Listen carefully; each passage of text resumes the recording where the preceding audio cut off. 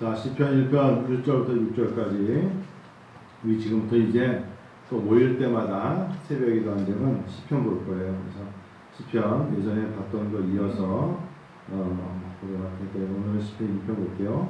교독합니다. 자, 제가 시편 1편 1절 읽겠습니다. 복 있는 사람은 악인들의 꾀를 따르지 아니하며 죄인들의 길에 서지 아니하며 오만한 자들의 자리에 앉지 아니하고 그는 시냇가에 심은 나무가 철을 따라 열매를 맺으며 그 잎사귀가 마르지 아니한 같으니 그가 하는 일이 다 형통하리로다. 그러므로 악인들은 심판을 견디지 못하며 죄인들이 의인들의 모임에 들지 못하리로다. 제가요 무릇 의인들의 길은 여호와께서 인정하시나 악인들의 길은 망하리로다. 여러분, 신앙입니다. 지난 주일날 설교에 육은 우리에게 육적인 생각은 우리에게 사망이지만 영적으로 성령께서 주시는 것은 생명과 평안이라 하셨어요. 저는 오늘 이렇게 말씀드리고 싶어요. 진짜 어렵고 힘들 때 하나님께 기도하죠. 어려울 때 우리가 특히 기도를 하죠. 근데 제가 제 인생을 되돌아보니까 성경 한 구절이 제 기도를 바꾸더라고요. 하나님 말씀이 제 기도를 바꿔요. 여러분도 그러십니까? 저는 정말 제가 어려울 때 기도를 탁 할 때 보면 기도의 내용이 하나님 말씀이었어요. 그래서 하나님, 예를 들면 하나님 치료의 강서를 부어주세요 라고 야고보서 5장 15절부터 또 믿음의 기도는 병든 자를 구원하잖아요. 주께서 손을 얹은 즉 나으시라 하셨어요. 비록 저가 죄를 지었을지라도 사하심을 얻는다 하셨잖아요. 야고보서 5장에 나오는 말씀을 묵상할 때마다 하나님께서 그러셨죠. 마가복음도 마찬가지예요. 믿는 자들에게는 이런 표적이 따른다 하셨어요. 마가복음 16장 맨 마지막 절에 그리고 그들이 설령 뱀을 짚고 해로운 것을 먹을지라도 어려움이 없다고 하셨어요. 믿는 자에게 그런 표적이 따른다고 하신 말씀을 믿고 기도하니까 하나님 말씀의 기초에서 기도하는 것이죠. 그래서 성경 한 구절이 기도를 바꾸는데 요즘 시편 1편이 제 기도를 많이 바꿔요. 특별히 하나님, 악인들의 길은 망하잖아요. 이렇게 외쳐요. 즉 제가 뭘 나서서 하기보다 여호와 하나님께서 말씀하시기를 의인들의 길은 여호와께서 인정하시나. 하나님의 상에 있는 사람들은 어려움이 와도 하나님이 인정해 주시나 악인들의 길은 망한다. 악인들의 길이 망한다는 건 여러분 이렇게 표현하셔야 돼요. 악인은 망해요. 악이란 단어, 죄하고 악은 달라요. 여러분, 죄인과 악인은 달라요. 예수 믿지 않는 사람들은 다 죄인이에요. 예수를 믿지 않는 건 죄예요. 근데 예수를 믿지 않는 사람들 중에서, 죄인들 중에서 악을 범하는 자들이 있고 또 예수 안에 들어와 있는데도 죄를 범하는 것을 악하다는 거예요. 예수를 믿으면 다 선해야 되잖아요. 교회를 다니면 다 선해야 되잖아요. 그런데 예수를 알면서도 예수를 믿는 척하면서 즉 양의 얼굴을 갖고 있는데 그 안에는 뭐예요? 노력하는 이리와 같은 인생을 사는 사람들은 결국은 그들은 어떻게 된다? 망하더라는 거예요. 망하더라. 그걸 뭐라 그래요? 그거를 악하다고 하는 거예요. 악하다.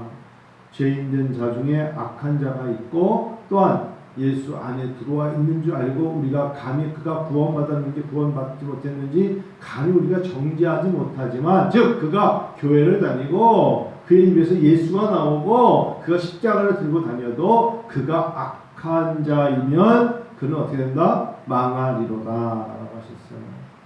하나님은 공평하세요. 여러분 공평하시다는 거 아시죠? 하나님은 공평에 취해요. 하나님 공평의 저울로 우리를 달아보시는데 하나님은 공평하세요. 하나님이 공평하다는 것이 저에게 큰 위로가 될 때가 있어요. 왜 그러냐면 하나님을 위해서 사는데 우리 눈으로 볼 때는 하나님의 사랑으로 정직과 우리가 때로는 진실함으로 살아도 손해볼 때가 참 많아요. 손해볼 때가 악한 자가 더 잘 될 때 참 많아요. 악한 자가 이길 때 더 많고 악하기 때문에 그들이 모든 걸 빼앗는 것을 우리는 손 다 내려놓고 어떨 때는 멍하니 쳐다볼 때가 있어요. 그러면 그들이 승승장구하느냐? 그렇지 않다는 거예요. 승승장구하지 않아요. 악인은 바람에 나는 겨와 같도다 그랬어요. 어느 순간에는 그들이 가지고 있는 거 다 날라가게 되어 있어요. 그런 걸 왜 부러워해요? 누리지 못한 자는 오히려 체험해보지 않았기 때문에 덜 아파요. 근데 모든 걸 다 누렸던 사람이 잃어버리면 얼마나 더 힘들겠어요. 성경 한 구절이 기도를 바꿔요. 성경 한 구절이 인생을 바꿔요. 성경 한 구절이 우리의 삶의 방향을 바꿔요. 어거스틴은 로마서 13장 12절, 여러분 로마서 13장 12절 보실래요? 로마서 13장 12절. 이게 여러분 어찌 보면 그냥 읽어 나갈 수도 있는 것인데 밤과 낮, 로마서 13장 12절 찾아보세요. 로마서 13장 12절 읽어요. 시작. 밤이 깊고 낮이 가까웠으니 그러므로 우리가 어둠의 일을 벗고 빛의 갑옷을 입자. 어거스틴이 이 말씀을 읽다가 하나님께 무릎을 꿇은 거예요. 아, 내가 더 이상 이제 밤에 다니는 자처럼 살 수 없고 어둠의 일을 하는 자처럼 살아갈 수 없잖아 라고 하면서 하나님 말씀으로 이제 밤이 깊고 낮이 가까웠잖아. 이제 내가 좀 제대로 정신을 차리고 어둠의 일을 벗고 빛의 갑옷을 입어야겠다 라고 생각하며 어거스틴이 하나님 앞에 은혜가 무엇인가를 다시 한번 묵상하게 되죠. 여러분 드와이트 무디, D.L. 무디라고도 하는 어찌 보면 초등학교도 나오지 못한 이 D.L. 무디가 미국에 어찌 보면 부흥을 일으켰던 부흥사 중에 한 사람이 무디입니다. 이 D.L. 무디는 어찌 보면 다른 교육을 받지 못했어요. 그 누구와 비슷하냐면 우리가 잘 아는 1809년부터 1965년 동안에 미국 사람들에게 가장 존경받는 사람 한 명을 뽑으라면 바로 아브라함 링컨인데, 아브라함 링컨만큼이나 사실은 대통령 그러면 아브라함 링컨이고요. 교회 다니는 일반 평신도로서 하나님께 크게 쓰임받는 사람 한 사람 이름이라면 드와이트 무디입니다. D.L. 무디인데 D.L. 무디는 요한복음 1장 12절에 하나님 말씀을 붙잡고 그는 자기 삶을 변화시켰어요. 요한복음 1장 12절 한번 보실래요? 요한복음 1장 12절. 자, 이렇게 영접하는 자 곧 그의 이름을 믿는 자들에게는 하나님의 자녀가 되는 권세를 주셨으니, 다시 한번 읽어요. 영접하는 자 곧 그 이름을 믿는 자들에게는 하나님의 자녀가 되는 권세를 주셨다. 드와이트 무디는 가진 것도 없었어요. 고도 수성공이었어요. 그렇다고 부모님이 잘 사는 사람도 아니었어요. 자기가 학벌이 좋은 사람도 아니었어요. 그런데 요한복음 1장 12절을 보니까 내가 예수를 영접했어요. 그 순간에 전능하신 창조의 만물을 주관하시는 하나님의 자녀가 되는 권세를 주었다는 이 말씀 앞에 그 뚱뚱한 D.L. 무디가 나가 춤을 추며 뛰어다니면서 내가 하나님의 권세를 받은 자입니다. 하나님의 권세를 입은 자들입니다. 라고 춤을 췄다. 이 말씀을 믿는 순간 마음이 열리고 눈이 열리면서 내가 다른 것도 아니고 하나님의 자녀가 됐습니다라고 외칠 수 있는 이 무디처럼 어쩌면 하나님의 말씀이 살아있어 역사에서 하나님의 말씀을 믿는 자들에게 기쁨을 주고 마음을 열고 영안이 열리고 막 뜨거움을 줘서 하나님 앞에 그걸 들고 나가는 거죠. 여러분, 우리가 하나님 안에서 어쩌면 생각은 우리 의문은 죽이는 영이고 생각이 깊어지면 우리를 파고들거든요. 하나님의 말씀은요, 우리에게 듣자마자 전하자마자 마음속에 오자마자 평안을 주고 기쁨을 주게 되어 있어요. 잘 생각해 보세요. 하나님 말씀을 묵상해 보면 다른 것들은 자꾸 나를 골똘하게 만들어, 자꾸 의문이 생기게 만들어. 그런데 하나님의 살아있는 말씀을 묵상하는 순간에 그 말씀이 살아있기 때문에 우리의 마음에게 평안함을 줄 때가 참 많죠. D.L. 무디가 요한복음 1장 12절의 말씀을 붙잡고 그가 난 이제부터 하나님의 권세가 있으니까 다른 것들로 내가 제한되지 말고 하나님의 자녀의 권세를 갖고 일하자. 그래서 무디가 그렇게 하나님의 말씀을 전하는 어떤 미국의 부흥 역사를 일으켰고, 시카고에 가면은 무디 바이블 인스티튜션이 생길 정도로, 무디 바이블 신학교죠, 쉽게 말하면. 그 정도로 무디는 하나님께 크게 쓰임받는 자가 됐어요. 작년이 우리나라 작년이었네요. 벌써요. 종교개혁 500주년 하면 종교개혁 하면 누가 생각나십니까? 마틴 루터가 생각나죠. 마틴 루터는 그럼 어떻게 종교개혁을 일으켰을까요? 로마서 1장 17절입니다. 로마서 보실까요? 로마서 1장 17절. 이 종교개혁자 마틴 루터는 로마서 1장 17절을 읽다가 여태까지 그들은 행함으로, 그리고 그들은 여러 개 교리를 가지고 그들은 누가 더 선한 일을 했는가에 따라서 천국의 문이 가깝고 천국의 문이 열린다고 믿었던 이 가톨릭의 선행 중심의 신앙생활을 했던 것을 로마서 1장 17절에 읽다가 깨진 거죠. 지금요. 복음에는 하나님의 의가 나타나서 믿음으로 믿음에 이르게 하나니 기록된 바 오직 의인은 믿음으로 말미암아 살리라 함과 같으니라. 이게 로마서 1장 17절이나 하박국 2장 4절이 같은 말씀 아니겠어요? 복음에는 뭐가 나타났어요? 하나님의 의. 그래서 믿음으로 믿음에 이르게 하나니 오직 의인은 믿음으로 말미암아 산다. 의인은 믿음으로 사는 거예요. 하나님께서 의로운 자의 길을 인정하신다 했을 때 그 의롭다는 건 뭐냐면 믿음으로 사는 자예요. 여러분 믿음으로 살아야 돼요. 선행으로 사는 거 아닙니다. 여러분 우리가 뭐 착한 일을 많이 했어요. 좋은 일을 많이 했어요. 다 이해가 되는데 우리는 믿음으로 살아야 돼요. 믿음으로 구하고 믿음으로 찬양하고 믿음으로 전도하고 믿음으로 예배드리고 믿음으로 나가면 하나님이 인정하신다잖아요. 의인은 믿음으로 말미암아 살리라 했어요. 거기서 바로 우리가 이제 아까 요한복음 읽었는데 요한복음 3장 16절 잘 읽어볼게요. 요한복음 3장 16절 이 말씀을 붙잡고 기도했던 사람이 있어요. 하나님이 세상을 이처럼 사랑하사 독생자를 주셨으니 이는 그를 믿는 자마다 멸망하지 않고 영생을 얻게 하렵니다. 이 말씀 하나 붙잡고 그래 하나님이 이렇게 우리를 사랑하셨는데 내가 나가서 사람들을 전도하기 위해서 그들을 위해서 기도하면 하나님이 왜 내 기도를 듣지 아니하시고 외면하시겠어? 요한복음 3장 16절 이 한 구절을 읽고 묵상하며 난 지금부터 영원 구령을 위해서 기도할 거야. 이 사람이 바로 조지 뮬러입니다. 조지 뮬러는 요한복음 3장 16절을 가지고 묵상하다가 5만 번 기도의 응답을 받을 정도로 말씀 하나가 기도를 바꿨던 사람이 바로 조지 뮬러입니다. 하나님 우리에게 오늘 이 밤에 여러분들에게 주시는 말씀이 있지 않습니까? 여러분이 입을 열어서 기도하면 말씀이 주시는 하나님 말씀이 있지 않습니까? 그 말씀을 잊지 마세요. 말씀을 붙잡고 나가면 될 거라고 생각합니다. 마태복음 4장 4절에 우리가 어떻게 살아요? 마태복음 4장 4절 볼까요? 여러분 우리는 어떻게 살아야 됩니까? 4장 4절 그 말 그대로 예수께서 대답하여 이르시되 기록되었을 때 사람이 떡으로만 살 것이 아니요 하나님의 입으로부터 나오는 말씀으로 살 것이니라 그랬어요. 너무나 무엇을 먹을까 마실까 고민하는 시대에 살고 있어요. 너무나 먹을 게 많기 때문에 그래요. 텔레비전에 가끔가다가 뭐 이렇게 요즘 야구 시즌이잖아요. KBO. 저 한국 야구를 별로 안 좋아하는데 메이저리그는 좋아해도 야구는 이렇게 한 해가 끝나면 꼭 선전을 하죠. 1회 초가 끝나면 선전을 하고 1회 말이 끝나면 선전을 해요.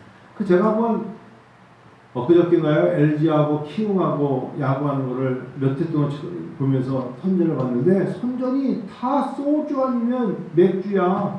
소주 처음처럼 아니면 뭐 맥주, 테라, 가스 다 술 선전이야. 그렇지 않으면 대부분이 햄버거 아니면 치킨이야. 그래가지고 이영자는 왜 이렇게 많이 나와? 이영자는 왜 이렇게 힘들어? 이영자 아니면 전지현이야. 그래서 나오면 이제 뭐 대부분이 먹는 선전이에요. 술 아니면 치킨 뭐 이런 거잖아요. 그렇지 않으면 삼성 갤럭시 20 뭐 그거예요. 항상 선전이 똑같아. 여러분 너무나 우리가 어찌 보면은 우리도 모르게 그런 것들에 젖어 있어요. 하나님 말씀이 내 영혼에 남아있을 공간이 없다라고 생각할 때가 있어요. 하나님 말씀은 베드로전서 2장 2절에 신령한 젖입니다. 어린아이는 젖주지 않아 울어요. 헤라면 지금 이제 젖을 찌었는지 모르겠지만 애기들은 젖 먹지 않으면 울잖아요. 마찬가지예요. 하나님 앞에 우리가 신령한 젖 먹지 않으면 우리가 울어야죠. 하나님 말씀 없어서 울어보셨어요? 하나님 말씀 없어서 울어야죠. 어린아이가 정말 젖 달라고 말하는 것처럼 신령한 젖이 필요해요. 하나님 말씀이 필요해요. 다시 한번 코로나19로 2주 동안 하나님이 우리에게 뭔가 경계를 주시면서 이러신 것 같아서 제 마음이 갑자기 하나님이 다시 성경 좀 열심히 읽으나 보다. 하나님 다시 성경 좀 묵상을 좀 많이 하나 보다. 말씀으로 돌아가나 보다. 신령한 젖. 여러분 우리가 추수감사절이나 부활절에 떡 하잖아요. 히브리서 5장 14절에 하나님 말씀은 신령한 떡이라 그랬어요. 중요할 때마다 먹는 거예요. 떡. 신령한 떡. 그래서 조금 하나님 앞에 여러분 환경적인 걸로 비교하지 마요. 누구는 집이 몇 채고 누구는 남편과 아내가 무슨 일을 하고 뭐 그런 것들은 여러분 있다가도 다 없어져요. 영원한 것이 아니에요. 인생이 무엇이냐? 잠깐 나타났다 사라지는 안개와 같다고 했어요. 그런 것들은 부러워할 게 못 돼요. 우리는 영원한 것을 추구해야죠. 할렐루야. 영원한 것을 위해서 살아야죠. 영원한 것. 그러면 영적인 열매를 맺어야 되고 영적인 것이기 때문에 성숙해야죠. 시간이 갈수록 외적인 것들로 속상해하며 세상의 것들로 비교하면서 억울함을 누리고 세상의 것들로 비교해서 내가 갖지 못한 것 때문에 우울하고 그게 예수 믿는 사람 없지 못한 거예요. 우리는 가장 값진 십자가의 보혈의 피로 구속함을 받아서 천국 백성이 되었죠. 하나님의 자녀가 되었잖아요. 그렇다면 지금부터는 하나님의 말씀은 내 발의 등이요 내 길의 빛입니다 라고 말하면서 신령한 젖과 신령한 떡을 먹고 나아갔으면 좋겠어요.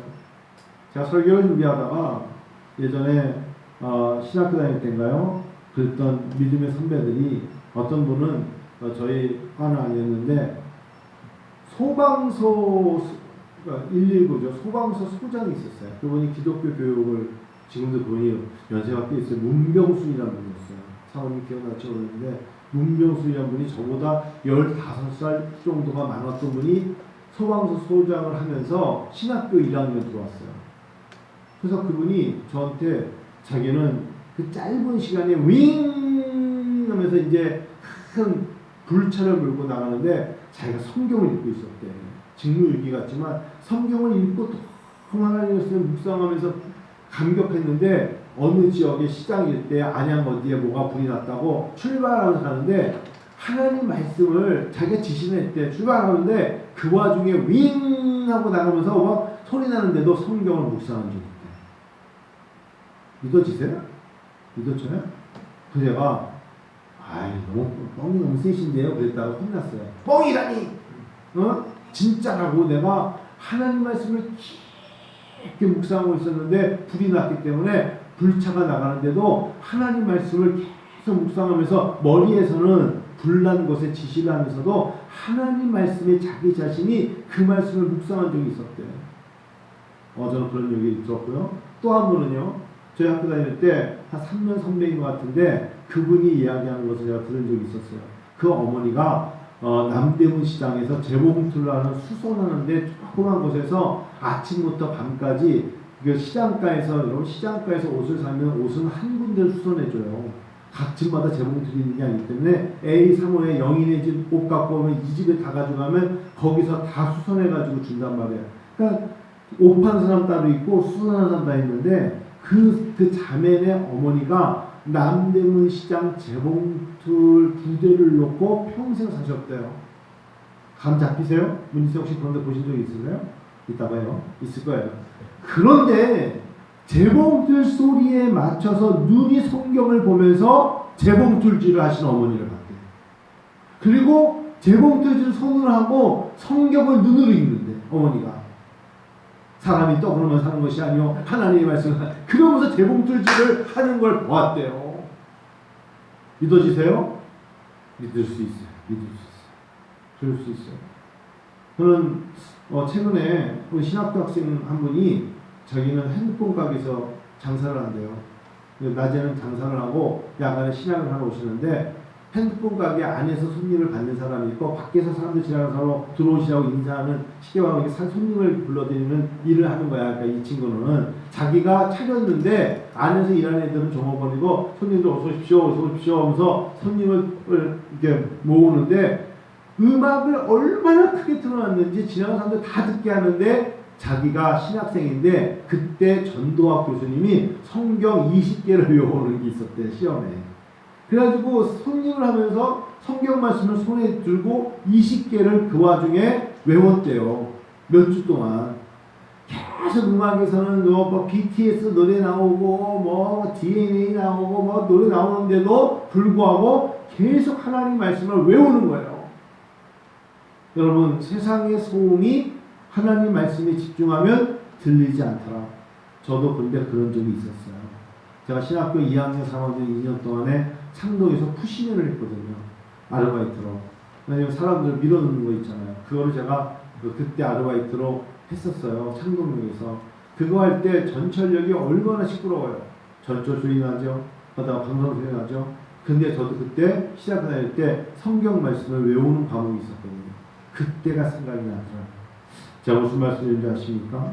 시편 119편 148절을 보니까 조용히 읊조리려고 내가 새벽녘에 눈을 떴나이다 라고 다윗은 하나님 앞에 고백하거든요. 그런데 새벽녘에 하나님의 말씀을 읊조리려고 눈을 뜰 수도 있지만 때로는 하나님이 내가 어떤 장소와 시간과 관계없이 하나님을 생각하면 그곳이 어디인들 하나님을 찾을 수 있다는 것을 말씀드리려고 해요.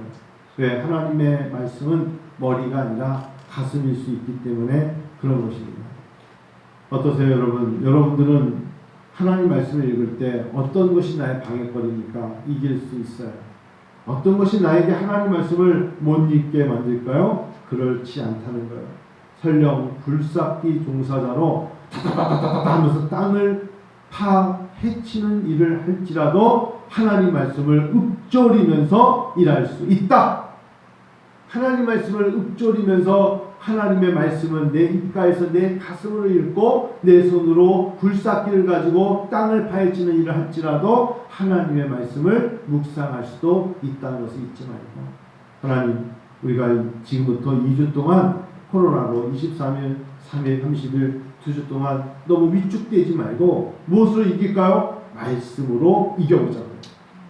우리 사랑하는 여러분, 또 방송 보시는 우리 사랑하는 성도님들도 그렇고, 우리 이제 온라인으로 또 예민하게 온라인으로 대처해야 되는데, 하나님의 말씀으로 승리하는 여러분과 제가 되기를 원하며, 하나님은 너무나 바쁜 시대에 아무도 말리지 못하는 이 땅의 성도들, 너무나 바쁘다는 말로 바쁘다 바빠에 입에 달고 다니는 이 땅의 그리스도인들과 일정에 쫓겨 사는 이 땅의 그리스도인들에게 하나님은 어떻게 우리에게 좋은 기회 주시는 거 아닌가 싶어요.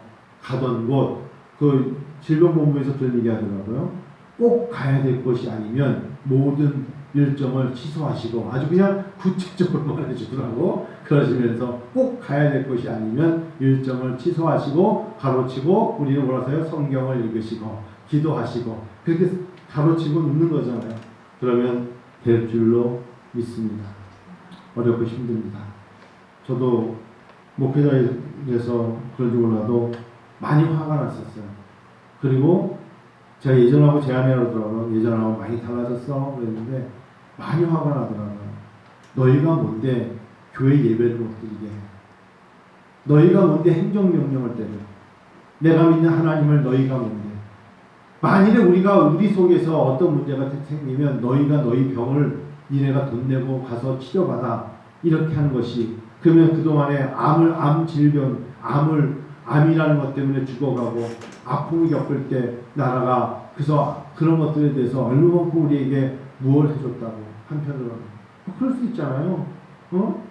사람들이 저마다 어려움을 겪을 때 자기가 책임을 지고 자기가 대가를 치르게 했지. 일괄적으로 5명 모이는 교회나 10명 모이는 교회나 30명 모이는 교회나 50명 모이는 교회나 1000명, 10,000명 모이는 교회를 똑같이 싸잡아가지고 모든 모이는 곳에 비대면으로 전환하라. 지금부터 행정명령을 때린다. 그런 게 어딨어요. 그래서 아까도 말씀드렸지만 어떤 경기도 시의회 그 사람이 말하기를 공무원들 자체부터가 다 모여있는 그곳을 폐쇄시켜라. 더 위험한 곳이 어딘 줄 아냐? 지하철이 더 위험한 곳인데 왜 지하철을 허락하느냐? 말 되죠. 지하철이 더 위험하지 않냐? 지하철을 왜 놔두면서 그러냐? 말은 맞죠. 그렇죠? 왜 교회만 가지고 그러냐 이거예요. 그래서 교회 목사들 비굴하다. 목사들이 어떻게 그렇게 하나님께 목숨을 드린다면서 교회를 그렇게 예배 못 드리는 것에 대해서 말 한마디 못하느냐 그러는데, 말 못하는 게 아니에요. 안 하는 거죠. 저 그렇게 나약한 사람 아니에요. 그런데 왜 그러냐? 지금은 그럴 때가 아니에요.